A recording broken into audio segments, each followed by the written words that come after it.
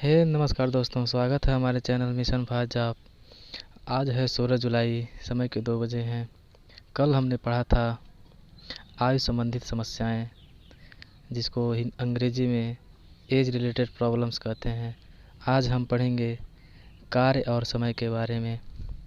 कार्य और समय के बारे में, जिसका अंग्रेजी मतलब होता है, जिसको इंग्लिश में कहते हैं वर्क एंड टाइम। इससे रिलेटेड हम क्वेश्चन हल करेंगे, सॉल्व करेंगे और कुछ शॉर्ट ट्रिक से भी क्वेश्चन हल करेंगे।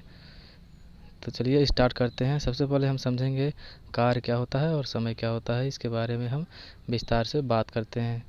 तो क्या होता है कि कार्य को, मान लीजिए कोई कार्य है, उसको करने के लिए किसी व्यक्ति की आवश्यकता पड़ती है। तो जितना अधिक कार्य रहेगा उतना अधिक व्यक्ति की आवश्यकता पड़ेगी, या जितना कार्य रहेगा, अगर उसको जल्दी करना है तो व्यक्ति की संख्या बढ़ानी पड़ती है। तो कहेंगे कि कार्य को जल्दी समाप्त करने के लिए व्यक्तियों की संख्या को बढ़ानी पड़ती है। तो जितना अधिक व्यक्ति रहेंगे, कार्य उतना जल्दी ही समाप्त हो जाएगा। तो यहाँ पे कार्य उतना जल्दी ही समाप्त हो जाएगा। एक या एक से अधिक, यानी कि एक व्यक्ति रहेगा तो कार्य थोड़ा समय के अनुसार रहेगा। समय मान लीजिए दिया रहेगा एक दिन में, तो एक दिन में तो एक व्यक्ति कार्य कर सकता है आसानी से। और एक दिन में अगर कार्य जल्दी करना है तो एक दिन में 4-5 व्यक्ति को लगा देंगे तो कार्य उतना जल्दी समाप्त हो जाएगा। दैनिक जीवन में हम इसका उपयोग करते हैं, वो कार्य और समय का उपयोग हम दैनिक जीवन में करते हैं। तो इससे संबंधित हम सवाल हल करेंगे। उसके बाद हम जानेंगे कि कैसे इस प्रकार के सवाल को हल किया जाता है। तो कार्य को करने में एक बार और समझ लेते हैं। कार्य को करने में एक या एक से अधिक व्यक्ति की आवश्यकता पड़ती है, और व्यक्तियों की संख्या अधिक रहेगी तो कार्य उतना जल्दी ही समाप्त हो जाएगा।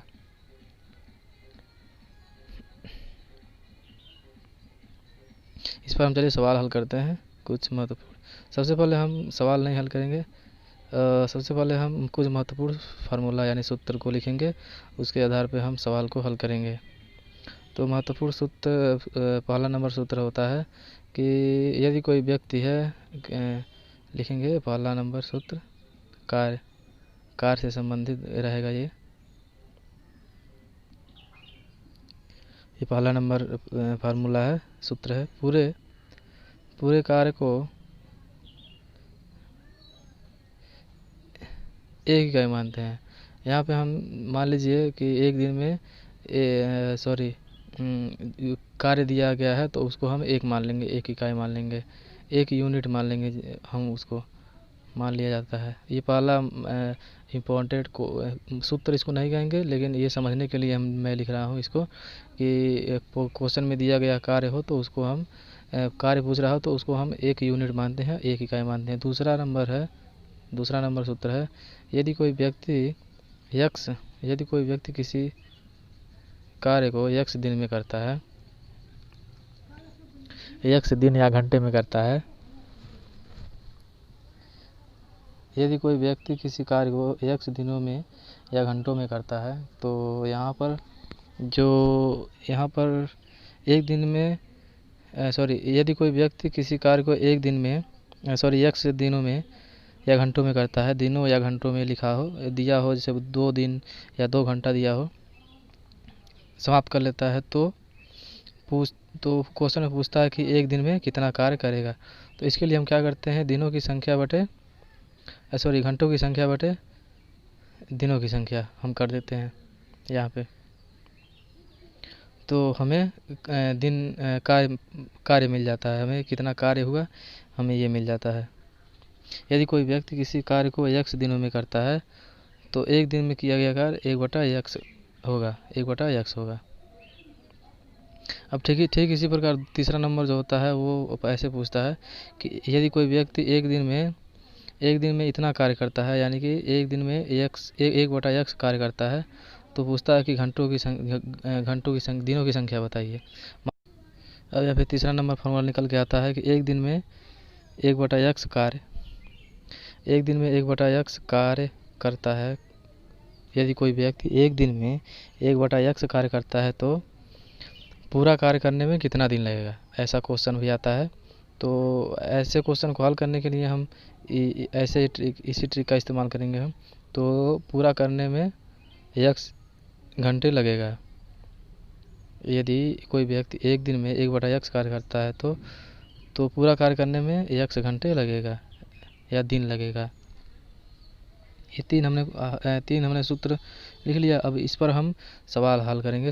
उदाहरण लेंगे हम। कोई एक उदाहरण लेते हैं, जैसे कि उदाहरण नंबर पहला है रमेश किसी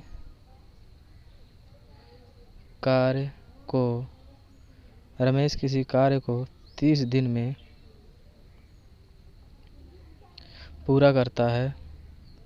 रमेश किसी कार्य को 30 दिन में पूरा कर सकता है।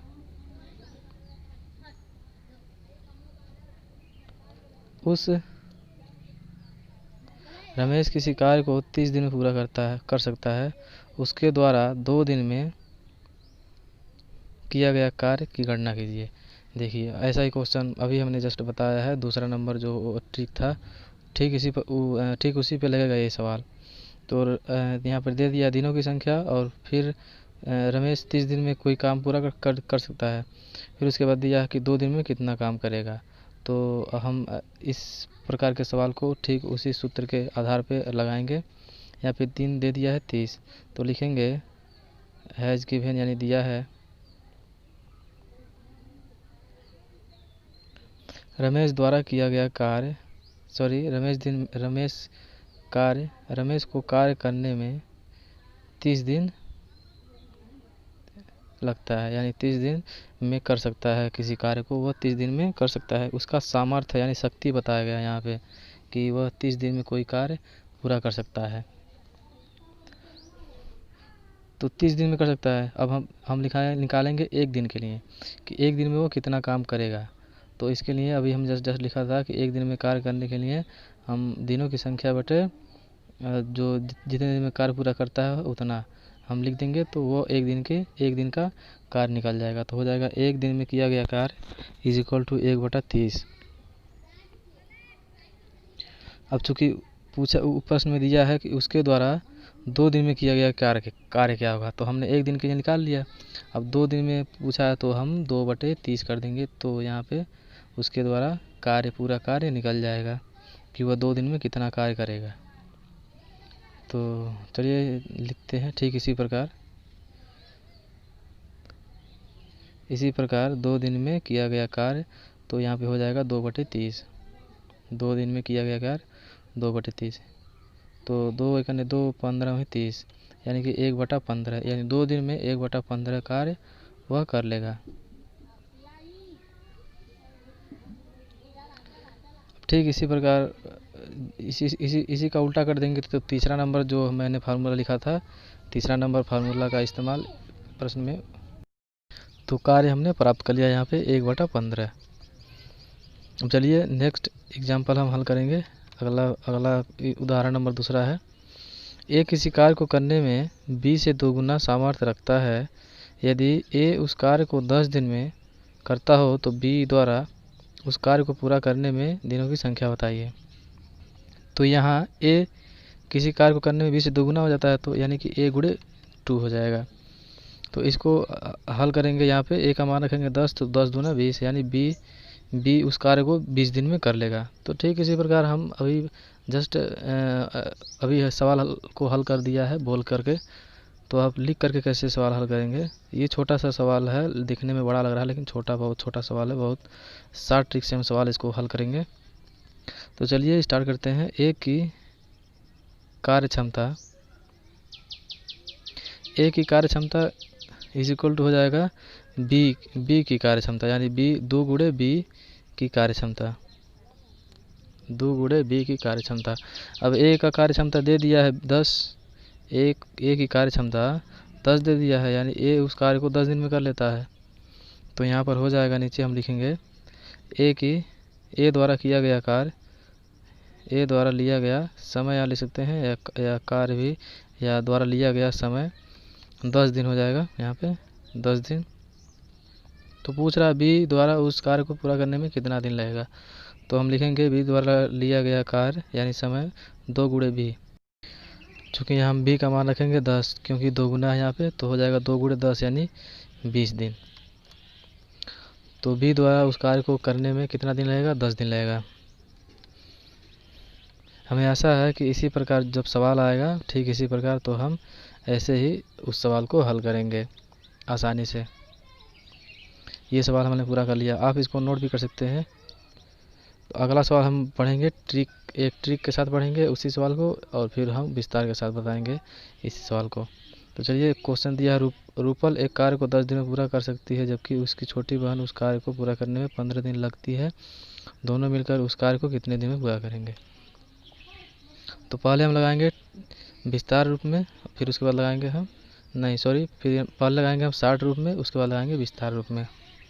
तो ठीक पिछले की तरह लगाएंगे हम सवाल। ये ज़्यादा बड़ा दिखाई दे रहा है लेकिन बहुत छोटा सवाल है। 60 मेथड से हम सबसे पहले सवाल को हल करेंगे।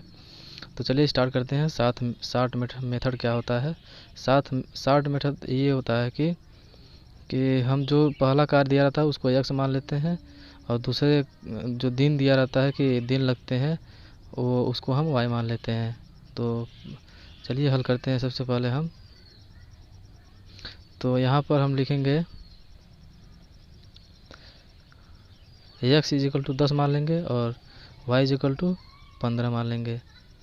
और यहाँ पर इसका फार्मूला होता है 60 ट्रिक का। इस प्रकार के सवाल को हल करने के लिए एक फार्मूला होता है 60 मेथड x इंटू वाई अपान x प्लस वाई। ये ट्रिक वाला फार्मूला है। इसी में हम x y का मान रख देंगे तो दिनों की संख्या पता चल जाएगी। जब दोनों मिलकर कार्य करते हैं, जब दो व्यक्ति मिलकर किसी कार्य को पूरा करते हैं तो हम इसी ट्रिक का इस्तेमाल करेंगे। तो यहाँ पे हो जाएगा 10 × 15 बटा 10 + 15। इसको हम सरल कर लेंगे तो 15 दाम में 150 बटे 10 15 25। तो 25 छक्का 150 यानी 6 हो जाएगा यहाँ पे 25 छक्का 150। तो दोनों मिलकर 6 दिन में उस कार्य को पूरा कर लेंगे। ठीक है, ये हमने शॉर्ट मेथड से सवाल को हल किया है। ऐसा ही जब सवाल आएगा कि मतलब पूछेगा उसमें कि दोनों मिलकर कितना दिन में कार्य कर लेंगे, तो हम ठीक इसी ट्रिक का इस्तेमाल करके उस सवाल को हल करेंगे। ये हो गया शॉर्ट मेथड। अब हम पढ़ेंगे लॉन्ग मेथड, यानी कि जो लंबा वाला थोड़ा सवाल है उसको हम कैसे हल करेंगे।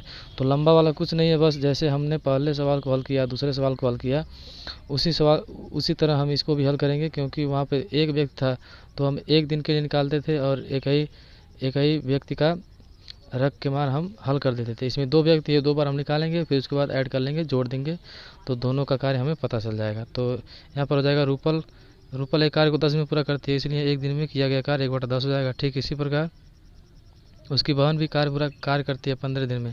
उसकी बहन को कार्य करने में, उसकी छोटी बहन को कार्य करने में 15 दिन लगता है।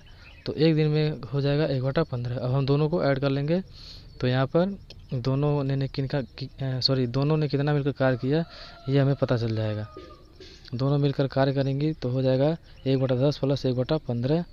अब हम एलसीएम लेकर गुणा करेंगे तो हो जाएगा 150 बटे 15। अब जिसको एलसीएम नहीं पता हो वो तो भाई सीख लेगा किसी तरह।